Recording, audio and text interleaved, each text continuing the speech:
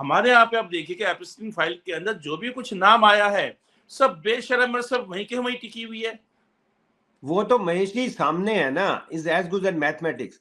दो नलायक लोग हैं, जो एक नलायक अंबानी, वो जो कह रहा था बॉन्ड गर्ल, और उसका जो एक नलायक अंबानी बैंकरप्ट हुआ, दिवालिया हुआ, इतने इतने सारे हजारों करोड़ देश का खा गया, उसको प्रधानमंत्री ने 36,000 करोड़ का और ठेका दे दिया। तो ये एप्स्टीन का ही तो कमाल था, वहां पे वो ब्लॉन्ड गर्ल्स अरेंज कर रहा था, किसके लिए कर रहा था? आज हमारे साथ चर्चा में जुड़ रहे हैं अशोक अरोड़ा जी, जो कि इस समय न्यूयॉर्क में हैं और हमारे साथ चर्चा में शामिल हो रहे हैं। सर नमस्कार। नमस्कार सर, आप लोअर कोर्ट में प्रैक्टिस करते हुए हाई कोर्ट पहुंचे और हाई कोर्ट से फिर सुप्रीम कोर्ट पहुंचे। लोअर कोर्ट, डिस्ट्रिक्ट कोर्ट में, पटियाला कोर्ट में 3 बार सचिव रहे, वहाँ की जो बार एसोसिएशन है। उसके बाद जो हमारे देश की सबसे बड़ी अदालत है सुप्रीम कोर्ट, वहाँ बार एसोसिएशन में भी 3 बार सचिव रहे। तो ये आपकी इस कामयाबी के लिए हम एक बार दोबारा सर आपको नमस्ते करते हैं, क्योंकि इससे ये होता है कि सर जो आदमी जमीन से जुड़ा हुआ होता है ना सर, उससे बहुत गहराई से चर्चा होती है और जो जवाब है वो भी काफी गहराई का मिलता है, गंभीरता से मिलता है और जनता को भी पसंद आता है और जनता भी आपको काफी सुनना चाहती है। सर एक नई बात अब ये है कि जो भारत के अंदर देखेंगे तो जो सीबीआई डायरेक्टर हैं, जो हाल ही में रिटायर होना था, उनका कार्यकाल फिर बढ़ा दिया गया। तो क्या सर जो बाकी उनके पीछे और अधिकारी थे सीनियर टीम में, तो उनका तो सीनियर है, बिना डायरेक्टर बने वो रिटायर हो जाएंगे, वो तो सर वो सब क्या नकारा है, निकम्मे हैं, काम नहीं जानते, या यही डायरेक्टर सिर्फ काम जानते हैं जिनको मोदी सरकार जो एक्सटेंशन दे देती है? महेश जी, आपने बड़ा ही एक सब्सटेंस वाला और बड़ा इंपॉर्टेंट सवाल किया है, और मैं आपको सलाम करता हूं कि ये थिंकिंग, मतलब ये बात अभी तक किसी ने नहीं करी कि ये बात, जो ये एंगल है कि जो बाकी लोग हैं उनको कितना डिमोरलाइज कर रहे हो आप, सारी फोर्सेस को। आप ये देखो ना, अब जब से ये महामानव आए हैं पिछले 12 साल से, आप आर्मी को भी डिस्क्रेडिट कर रहे हो, डिमोरलाइज कर रहे हो, यूथ को भी डिमोरलाइज कर रहे हो, महिलाओं को डिमोरलाइज कर रहे हो, जुडिशरी को डिमोरलाइज कर रहे हो, आईपीएस ऑफिसर्स को डिमोरलाइज कर रहे हो। अगर आईपीएस ऑफिसर को ये पता लग जाए कि जो वहां सलाम लगाएगा, जो साक्षात दंडवत करेगा, उसी को नौकरी मिलेगी, उसी को अच्छी पोस्टिंग मिलेगी, तो जो काम उसको दिया हुआ है वो भी सीरियसली नहीं करेगा। वो भी कहेगा कि हम तो ड्यूटी बजा रहे हैं। मेरे तो दोस्त है ना सारे सिस्टम में, आपको पता है मैं सीबीआई के केसेस कब से, पिछले 50 साल से मैं सीबीआई के केसेस पढ़ भी रहा हूँ, इन लोगों को पढ़ा भी रहा हूँ, अफसरों को।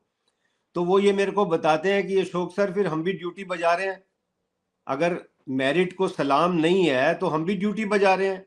और महेश जी ये देखिए, ये मेरी आपकी बात नहीं है, सुप्रीम कोर्ट ऑफ इंडिया ने कहा उस टाइम कि ये केज्ड पैरेट है, ये पिंजरे में बंद तोता है, जो राम राम सिखाता है वो राम राम सीख लेता है, गाली सिखाता है गाली सीख लेता है। तो इस सरकार ने ऐसा कर दिया है कि जो आदमी पिंजरे में तोता बन के रहेगा उसको तो एक्सटेंशन भी मिलेगी और अच्छी पोस्टिंग भी मिलेगी, उसकी बेटियों को बेटों को भी जॉब मिलेगी। लेकिन जो पिंजरे में तोता नहीं बनेगा, जो अपनी जजमेंट यूज करेगा, अब ऐसी बात नहीं है, ईमानदार अफसर भी तो है ना, चाहे वो 1% रह गए हैं। ऐसे अफसर हैं जो कह रहे हैं नौकरी, जो लिफाफा जेब में डाल के घूमते हैं रेजिग्नेशन की, सर ये रखा है रेजिग्नेशन, मैं गलत काम नहीं करूंगा। लेकिन अफसोस की बात यह है कि ऐसे अब 1% रह गए हैं मुश्किल से। ज्यादा जो पिंजरे में बंद तोता है उनको बेशर्मी से एक्सटेंशन देते हैं और वो बेशर्मी से एक्सटेंशन लेते हैं। मैं तो उनका भी कह रहा हूं कि जो बेशर्मी से एक्सटेंशन ले रहा है वो क्या जॉब करेगा, अपनी नौकरी क्या करेगा वो? कितना, बहुत ही आपने अच्छा सवाल उठाया महेश जी, मैं आपको न्यूज नशा को मुबारक देता हूं कि आप सर इसमें सर एक सबसे बड़ी बात ये भी है ना सर कि जिसको आप एक्सटेंशन दे रहे हैं, यानी कि जब ये वो रिटायर होने वाले थे या होने वाले समय से कुछ समय पहले, तो जो उसके पीछे हैं, उनके पीछे वाले जो अधिकारी हैं सीनियरिटी में, तो सर उनको तो ये लगेगा कि उनको तो अभी नहीं पता था कि ये सीनियरिटी हमारी है इनके बाद, और उसके बाद देखा जाए तो कि ये वाले जो डायरेक्टर हैं इनको एक्सटेंशन मिल जाएगी, सेवा विस्तार मिल जाएगा, तो वो तो इसी चक्कर में रहेंगे कि अब हमारा नंबर आ जाएगा। तो वो तो खुद अपनी सरकार की चमचागिरी में लग जाएंगे, जैसे घर के अंदर नौकर जो है सलूट मारता है, उसके बाद भी उन्हें हासिल कुछ नहीं हो रहा, क्योंकि उनसे जो बड़ा सलूट मारने वाला है उसको एक्सटेंशन मिल रही है। तो देखा जाए तो एक आदमी को आप कुछ देकर आगे के 10 लोगों का हक छीन रहे हैं। 10 लोगों का नहीं महेश जी, ये 10 लोगों का नहीं है, माफ करना, आप 145 करोड़ का हक छीन रहे हैं। यस 145 करोड़ को इंसाफ नहीं मिलता है। आप देखिए, जिसके बारे में ये बोलते हैं कि 70,000 करोड़ का और चक्की पीसिंग करेगा, उसको सीबीआई डायरेक्टर क्लीन चिट दे देता है, उसको मिनिस्टर बना देते हैं। सुवेंदु जो अभी बंगाल में जो बेड़ा गर्क किया है महामानव ने, आप देखिए सुवेंदु को, उसके पीछे पहले सीबीआई लगा दी। सीबीआई लगा के अगर वो माफी मांग लेता है, वॉशिंग मशीन में आ जाता है, तो उसको चीफ मिनिस्टर बना देते हैं। तो आप देखिए, जो मिनिस्टर, चीफ मिनिस्टर, जज भी जो लग रहे हैं, वो ऐसे लग रहे हैं जो महामानव के पैरट बनने, तोता बनने को तैयार हैं। तो जब तोता बन जाता है जज या मिनिस्टर या आईपीएस ऑफिसर, तो 145 करोड़ को इंसाफ नहीं मिलता। फिर वो करता है जो महामानव कहते हैं, वो देश का काम नहीं करता। ये खाली 10 लोगों के खिलाफ इंसाफ, बेइंसाफी नहीं है महेश जी, 145 करोड़ के खिलाफ ये फ्रॉड कर रहे हैं महामानव। ये 12 साल से जो मस्तराम मस्ती में आग लगे बस्ती में हो रहा है, इसीलिए हो रहा है क्योंकि उनको देश की चिंता नहीं है। आर्मी डिमोरलाइज होए, आईपीएस डिमोरलाइज होए, जो जुडिशियल ऑफिसर ऑनेस्ट हैं वो डिमोरलाइज हुए, जनता डिमोरलाइज हो, यूथ डिमोरलाइज हो, उनको कोई चिंता नहीं है, कोई चिंता नहीं है। मस्तराम को मस्ती में है, आग लगे बस्ती में। मैं बार बार ये कहता हूं, जब तक देश की जनता सड़कों पर नहीं आएगी, इनको नहीं बताएगी, तब तक ये ऐसा चलता रहेगा। और एक दूसरा एंगल महेश जी देखिए कितना जरूरी है। चीफ जस्टिस इंडिया उस मीटिंग में थे जब राहुल ने मांगी कि मेरे को सारी डिटेल्स दो। आप फैसला कब करते हैं महेश जी? आप कोर्ट्स कवर कर रहे हैं इतने सालों से, ट्रायल कोर्ट से सुप्रीम कोर्ट तक बस्ता जाता है। सुप्रीम कोर्ट जजेस बैठ के वैसे फैसला नहीं करते हैं, आधी आधी रात तक पढ़ते हैं ये लोग। पूरा बस्ता जाता है, जो फाइलें जाती हैं उसको बस्ता बोलते हैं कि साहब का बस्ता आ गया। बस्ते में इतने इतने बंडल होते हैं, एक एक फाइल में 2000-4000 पन्ने होते हैं। वो देखते हैं कौन सा पन्ना देखना है, कौन सा पन्ना नहीं देखना, तब फैसला करते हैं। तो आपने खाली वो जैसे 16-20 आईपीएस ऑफिसर की लिस्ट दे दी। ये कोई बरातियों की लिस्ट दे रहे थे? तुम महामानव से पूछे, कोई बरातियों की लिस्ट दे रहे हो? एक फैसला करना, चपड़ासी भी लगाते हैं तो उसका पूरा बायोडेटा मंगाते हो, और एक सीबीआई डायरेक्टर लगा रहे हो तो उसका कोई बायोडेटा नहीं है। 16 में से मैं कैसे चुनूं मैं 16 से? तो राहुल गांधी ने बड़ा अच्छा काम किया, बायकॉट करके किया। अफसोस यह है कि चीफ जस्टिस ने क्यों नहीं बायकॉट किया। चीफ जस्टिस की मौजूदगी में सुप्रीम कोर्ट की अवहेलना हुई, सुप्रीम कोर्ट की contempt of court supreme court का हुआ चीफ जस्टिस की प्रेजेंस में। प्रधानमंत्री ने सुप्रीम कोर्ट के चीफ जस्टिस की प्रेजेंस में सुप्रीम कोर्ट का कंटेम्प्ट किया, उस जजमेंट का कंटेम्प्ट किया जिसमें ये जजमेंट सुप्रीम कोर्ट ने दी थी कि सीबीआई डायरेक्टर में chief justice India, opposition leader और प्रधानमंत्री बैठेंगे। उसका सुप्रीम कोर्ट के चीफ जस्टिस की प्रेजेंस में प्रधानमंत्री ने कंटेम्पचुअसली उसको रिजेक्ट कर दिया। तो चीफ जस्टिस ने ये क्यों नहीं कहा कि जैसे राहुल जा रहे हैं मैं भी जा रहा हूं, आप अकेले बैठ के कर लो फैसला? चीफ जस्टिस को कहना चाहिए था गाड़ी मंगाओ, मैं जा रहा हूं, मैं कभी नहीं आऊंगा, मैं देखूंगा कोर्ट में कोई आपका मुकदमा चलेगा, वहां बुलाएंगे आपको, ये कंटेम्प्ट है। मैं चीफ जस्टिस होता वहां कंटेम्प्ट इशू कर देता प्रधानमंत्री को। I can issue contempt here, I am issuing contempt prime minister, what are you doing, what do you think of yourself? ये चाहिए था चीफ जस्टिस को करना। चीफ जस्टिस वहां मोनी बाबा बन के घर आ गए, और आज तक कोई बयान नहीं है कि जो राहुल ने मांगी थी, डिमांड की थी, वो चीफ जस्टिस ने क्यों नहीं की। तो इसका मतलब चीफ जस्टिस बाकी फैसले भी लोगों के कहने पे करते हैं, फाइलें नहीं पढ़ते हैं वो। पूछो चीफ जस्टिस से 145 करोड़ के, वो अर्नब तो नहीं करेगा। मैं कह रहा हूं नेशन इज आस्किंग, अर्नब नहीं अब पूछता, अर्नब वो पूछता है जो महामानव इज आस्किंग। पहले कहता था वो नेशन वांट्स टू नो, मैं पूछ रहा हूं चीफ जस्टिस को, नेशन वांट्स टू नो कि आप ऐसे फैसले करते हैं बिना फाइल पढ़े? आपने क्यों नहीं चीफ प्रधानमंत्री को वहां कंटेम्प्ट नोटिस क्यों नहीं इशू किया? वहीं बैठे कर सकते थे। आपको पता है कोर्ट की पावर है, कोर्ट को उस कुर्सी पे बैठना जरूरी नहीं है। चीफ जस्टिस कहीं भी बैठे कंटेम्प्ट नोटिस कर सकते थे कि मेरे सामने ये हुआ है कंटेम्प्ट, मैं यही नोटिस कर सकता हूं, और नोटिस कर रहा हूं तुम्हें कि तुमने कंटेम्प्ट किया है महामानव। आप देश विदेश घूमने जा रहे हो यहां आग लगा के। तो बड़े अफसोस की बात है महेश जी। आप देखो तो खन्ना की पिक्चर आई थी, मझधार में नैया डोले तो माझी पार लगाए। और माझी जो नाव डुबोए उसे कौन बचाए। अगर बहुत बड़ी चीफ बात है जस्टिस सर। नाव डुबो रहे हैं, प्रधानमंत्री नाव डुबो रहे हैं, तो बचाएगा कौन? ये 10 आदमियों ये की बात नहीं है, 145 करोड़ का बेड़ा गर्क कर रहे हैं सारे मिलके। सर इसी में मैं एक बात ऐड करना चाहूंगा, दर्शकों को भी अच्छी लगेगी। जब हम छोटे थे तो लोग सुनाते थे कि श्री राम जो है कहीं जंगल में गए थे, तो उन्होंने अपना जो धनुष बाण रखा, तो धनुष बाण के नीचे जो तार होता है, पता नहीं क्या बोलते हैं उसको, खींचते हैं जिस डोरी, उसके नीचे मेंढक दब गया था, तो मेंढक के खून निकल गया था। तो भगवान राम जो है जब उठे तो उन्होंने देखा, अरे ये तो मेंढक के खून निकल गया। तो उन्होंने पूछा, मेंढक तूने हमें बताया क्यों नहीं कि आपको दर्द हो रहा है और हमारा धनुष बाण आपके ऊपर है? तो कहते हैं, प्रभु जब कोई दर्द होता है तो हम बोलते हैं हे राम, लेकिन जब हे राम ही दर्द दे रहे हैं तो हम किसका नाम लेते हैं? सेम बात हो गई ना, आपने बिल्कुल अच्छा एग्जाम्पल दिया महेश जी, सेम ही तो हो रहा है। अब चीफ जस्टिस प्रधानमंत्री मिलके अगर देश का अभी संविधान का बिल्कुल टोटल वायलेट कर रहे हैं, तो देश कहाँ जाएगा? सड़कों पे आने के अलावा कोई फैसला कोई है नहीं, कोई भी असर। सर हम इसमें एक बात करते हैं सर, कि हम्म। देखा जाए तो क्या है कि आप कभी भी देखिएगा, मीडिया जो है, अगर कोई बहुत बड़ा बदमाश है, डकैत है, रेपिस्ट है, जीत भी जाता है इलेक्शन, कभी भी कोई भी मीडिया, चाहे प्रिंट है चाहे इलेक्ट्रॉनिक है, जनता को कुछ नहीं बोलता। उन्हें पता है जनता हमें देखती है, वो हमेशा बोलेंगे चुनाव आयोग ये बदमाश। अरे भाई, वोट तो जनता दे रही है, कुछ बदमाश जेल में बैठे हैं रेप के मुकदमे में, उसमें भी जनता जो है इनको वोट दे रही है, तो जनता के ऊपर कभी कोई टिप्पणी नहीं करता। यहाँ पर सर मैं बात कहना चाहूंगा कि जब हम दैनिक जागरण में थे, तो हमारे जो मालिक थे नरेंद्र मोहन जी, उन्होंने एक बात बोली थी कि कुछ अखबारों ने कुछ गलत लिखना शुरू कर दिया था, तो उन्होंने आके नाराजगी जताई कि हमारे अखबार में कभी ऐसा नहीं होना चाहिए।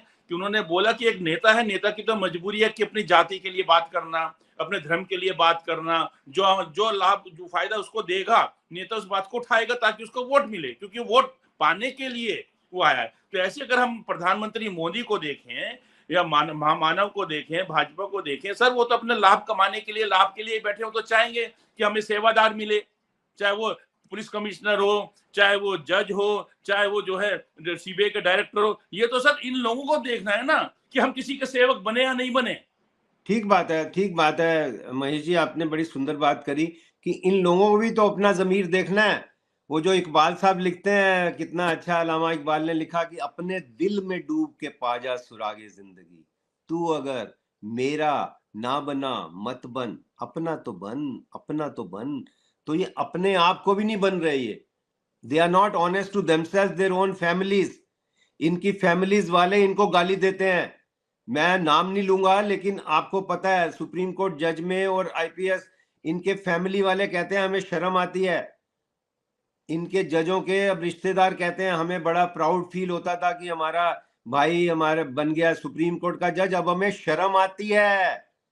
ये मैं इनके रिश्तेदारों की बहन भाई की बातें बता रहा हूं, यहां बैठा मेरे को न्यूयॉर्क में खबर है कि इनके बेडरूम में और ऑफिस में क्या बात होती है, बारात में क्या बात होती है। वो कहते हैं हमें शर्म आती है, हम चाहते ही नहीं ये शादी में आए, लेकिन रिश्तेदारी में बुलाना पड़ता है। इनकी ये हालत हो गई है, इनको शर्म अब भी नहीं आ रही है। ऐसे जो लोग स्तर हैं जिनके पास कोई बहुत माल नहीं है, लेकिन कहते हैं ये हमारे घर शादी पे आता है, हमें शर्म आती है, हमें बुलाना पड़ता है अशोक जी रिश्तेदारी में, लेकिन हमारे घर जब ये आता है फंक्शन में आता है शर्म आती है, इससे कोई बात नहीं करना चाहता। ये हालत है इनके कुछ लोगों की, इनकी ये हालत है सबकी। और आपके ये जो मीडिया वाले जो आपके पुराने दोस्त थे, अब तो आप उनको दोस्त नहीं कहते होंगे, पक्की बात है। ये सर वो जो जर्नलिस्ट ही नहीं है। मैं वही बता रहा हूं, ये मैं पूरा नाम नहीं ले रहा, लेकिन इनको चांटा लगा रहा हूं अच्छे से। ये अर्नब रूपी का, ये सारे जो जिनको पहले गोदी मीडिया कहते थे, अब डॉगी मीडिया कहते हैं। डॉगी का क्या मतलब होता है ये सबको पता है। अब अर्नब रूबी का वो जो कौन थी वो नलायक, वो स्मिता अंधकार, स्मिता अंधकार, ये सारे अब डॉगी मीडिया बन गए हैं। गोदी से भी इनको शर्म नहीं आई, अब लोग कहते हैं डॉगी मीडिया है। तो सर डॉगी मैं बन के इसमें भी एक इनको बात शर्म नहीं आ रही है। सर मैं इसमें एक बात साफ करना चाहूंगा कि सर वो अभी अपनी जगह ठीक है, क्योंकि वो जर्नलिस्ट नहीं है, ना ही वो जर्नलिज्म का काम कर रहे हैं। ठीक तो बात। क्योंकि वो जर्नलिस्ट नहीं है, ना ही वो जर्नलिज्म का काम कर रहे हैं, कि एक पार्टी विशेष का काम कर रहे हैं, उससे उनको बहुत ज्यादा बेनिफिट मिल रहा है, वो अपनी जगह ठीक है। वो कहीं से भी जर्नलिस्ट नहीं है। और देखने वालों को, जितने दर्शक हैं, देखते हैं लाखों करोड़ों, सबको पता है कि हम किसको देख रहे हैं। उन्हें भी पता है जर्नलिस्ट नहीं है, लेकिन लोग उनको देख रहे हैं। अब जैसे गोविंदा अगर सर फिल्म में नाच रहा है, उसको लोग हाँ। देख रहे हैं। अब्दुल कलाम साहब को कितने लोग देखेंगे टीवी पे? नाम होगा गोविंदा का जो नाच रहा है। तो सर वो स्थिति इनकी है कि ये अपने आप को ना तो जर्नलिस्ट मानते हैं, ना जर्नलिस्ट समझते हैं, ना जर्नलिस्ट वाली कोई बात करते हैं, और सर ना ही जर्नलिस्ट वाली इनमें कोई बुद्धि है। बिल्कुल, वो ईमान नहीं है। सबसे बड़ी बात महेश जी, आपने बड़ी अच्छी बात कही कि इनमें से किसी को भी जो हम नाम ले रहे हैं, हम नाम आधा लेते हैं ताकि ये कुछ कर भी ना सके और पूरा लोगों को हिंट भी मिल जाए। आप समझते हैं, करें ना मुकदमा करें, उसको कहना पड़ेगा मैं हूं अर्नब, मैं हूं रूबिका, मैं हूं स्मिता अंधकार, ये मेरा नाम उल्टा बोल रहे सर थे। अगर मुकदमा करेंगे तो सर क्रॉस भी होता है फिर मैंने, और क्रॉस के अंदर तो धज्जियां ऐसी उड़ेंगी कि अगर पता महेश, चला अगर पहनी थी आप तो उसके सोचो, नीचे की बनियान भी उतर जाएगी सर। आप हम तो सोचो कानून के महेश जी, आदमी सर, मेरे, किसी पे भी आप मुकदमा डालेंगे तो दूसरी पार्टी को क्रॉस का मौका तो मिलेगा। और आपने क्रॉस के ठीक अंदर जब वो कहा। बातें पूछेगा, सबूत रखेगा, कहाँ मुंह छुपाएंगे सर? ये तो, अरे इनके बाप की भी औकात नहीं है मुकदमा कर दें। आपको पता है जब मैंने वही तो राम मैं कह रहा हूँ जेठमलानी, सर, आए ना मुकदमा कर लें।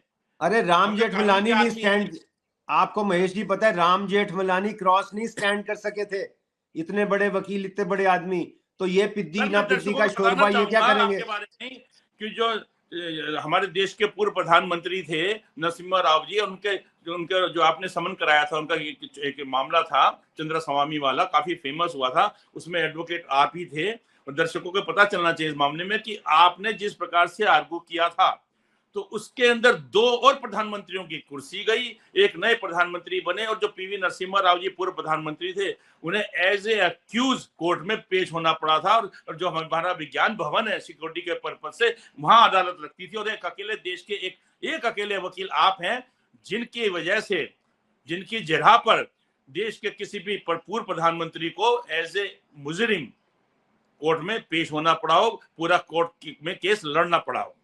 ये इसलिए महेश जी मैं कहता हूं ना, ये मुकदमा करें ना, मैं तो कह रहा हूं ये करें।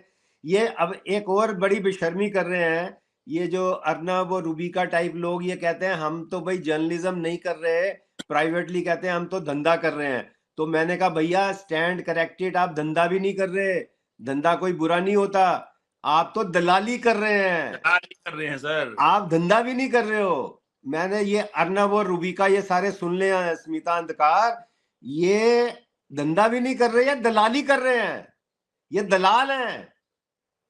धंधा तो वो होता है ईमानदारी से जो धंधा करता है, कोई बुराई नहीं है।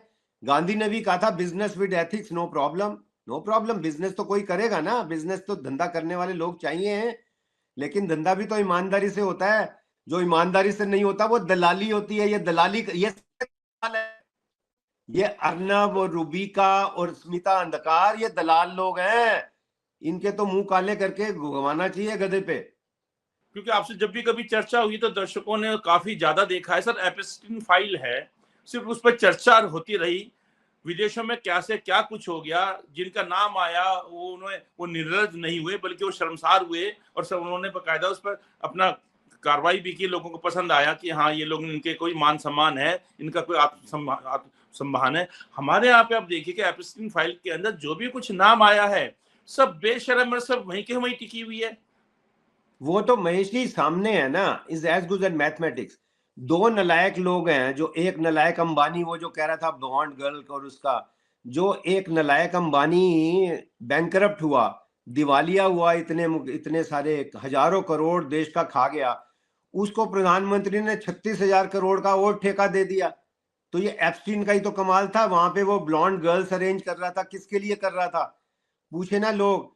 36,000 करोड़ का ठेका उस आदमी को देना जो दिवालिया हो गया 10 बार, नलायक अंबानी, वो क्यों हुआ? और दूसरा व्यक्ति, वो नलायक पुरी, मैं इनके नाम नहीं लेता हूं, इतना काफी है लोगों को समझ, नलायक पुरी की बेटी के खातों में $238 मिलियन जाना, सोचो, हजारों करोड़ एक नलायक पुरी, नलायक मिनिस्टर की बेटी के खातों में गया। आज तक इंक्वायरी नहीं हुई। 100 रुपया मिल जाए कांस्टेबल से तो मजिस्ट्रेट कहता है रिमांड लो, इसको डंडे मार के पूछो किसको किसको देता था। कांस्टेबल 100 रुपए के ऊपर रिमांड होता है उसका। और नलायक पुरी और अंबानी हजारों करोड़ का खा गए माल, हमारा हमारा पैसा है वो, इनके बाप की जायदाद नहीं है वो हमारा पैसा है। एक महेश जी ये भी क्लियर होना चाहिए, हम जनता को, सबको, आपको, दोस्तों को शेयर करना चाहिए, साझा करना चाहिए, इस पे चर्चा करनी चाहिए कि प्रधानमंत्री या महामानव किसी को भी ठेका दे देते हैं, किसी प्रधानमंत्री के बाप दादा की जायदाद नहीं है, ये हमारा पैसा है।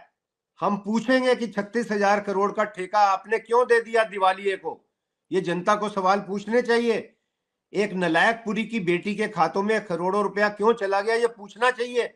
गुरुद्वारा साहब में उसको चांटे लगना चाहिए, उसकी एंट्री बैन होना चाहिए। एक गुरुद्वारा साहब में तो मेरे को लगता है हो गई है, उसकी नलायकपुरी की हर गुरुद्वारा साहब में एंट्री बैन होनी चाहिए। ये बेअदबी है, उसका एंटर करना बेअदबी है गुरुओं की, मैं ये कहता हूं।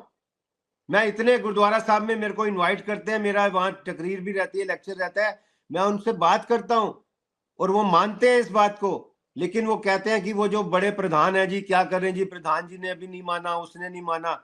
लेकिन सच ये है कि गुरुद्वारा साहब में आज एक एक जो सिख गुरु हैं, सिख के जो भगत हैं, जो गुरुदेव के, वो ये कहते हैं कि ये बेशर्म हमारे गुरुद्वारा साहब में ना आए, हम चाहते हैं ये गुरुद्वारा साहब में ना आए, हम इसका बाइकआउट करना चाहते हैं। लेकिन वो कुछ ये प्रधानों से इधर उधर मिल मिला के ये इनकी एंट्री चल रही है। लेकिन कुछ गुरुद्वारा साहब में एंट्री बैन भी हो गई है, मैं आपको अभी बता रहा हूं। ये जा नहीं सकते, इनका मुंह काला कर देंगे ये नलायकपुरी गुरुद्वारा साहब गए तो। ये हालत है इसकी। और बेशर्मी से अभी भी वो मंत्री बना हुआ है, मंत्री बना हुआ है, प्रधानमंत्री कर रहे हैं पेट्रोल इस्तेमाल ना करो तो पेट्रोलियम मिनिस्टर क्या करना है, निकालो ना उसको, नलायक को। पहले भी तो उसने देश का मुंह काला किया, अपना खाली नहीं काला किया, देश का मुंह काला किया है। हमसे लोग पूछते हैं कि is he your minister, is he your minister, is he still your minister?